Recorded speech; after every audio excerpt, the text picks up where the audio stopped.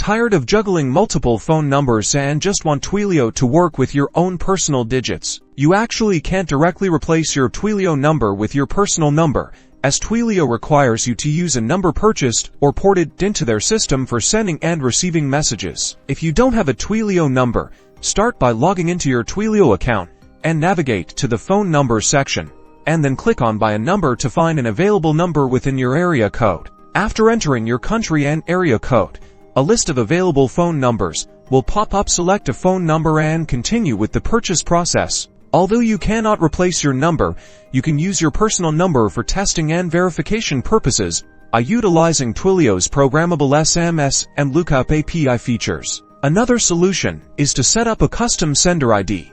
Keep in mind that this feature is subject to local regulations and may not be available in all countries. So, while a direct replacement isn't possible, these alternatives will help streamline your communication setup with Twilio and your own phone number.